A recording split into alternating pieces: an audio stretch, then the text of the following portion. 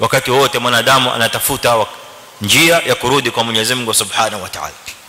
Usiipe nafsi yako taswif, wala usiipe nafsi yako fursa ya kwamba bado unao wakati mbele yako, bado uko muda, mimi bado ni kijana barobaro, nina nguvu, bado mimi ni kijana yafa, nina nguvu zangu, damu bado moto, naweza kukimbia, naweza kwenda mbio, wacha ni enjoy maisha, wacha nione raha bado bana, wakati wa kuingia msikitini bado, wakati wa kuswali bado, wakati wa kubeba misahafu bado na kusoma. La, haya maneno ya upotofu, kwa sababu hakuna mwanadamu anayejua mpaka lini ataishi katika ulimwengu huu.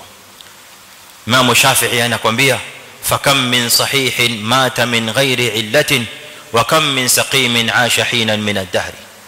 Wangapi katika watu ambao ni wazima sasa hivi akwambia jana tulikuwa tunkaa naye, asubuhi tulikuwa tukaa naye barazani, ikifika wakati wa dhuhuri unatangaziwa habari za kifo, ataswaliwa wakati gani.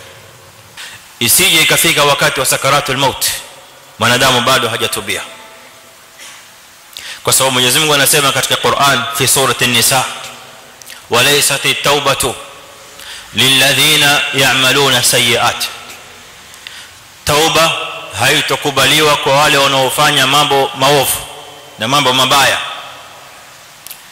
halafu wakae namna hiyo hatta idha hadara ahaduhumul maut, mpaka mmoja wao atakapojiliwa na mauti, qal, ndipo aseme inni tubtu al-an, saizi mimi ndo natubia.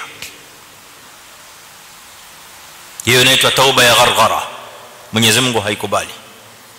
Ndio maana saa zote anakuambia maneno haya ndani ya Qur'an, anatukumbusha sehemu mbalimbali tuzingatie masuala ya sakaratul maut.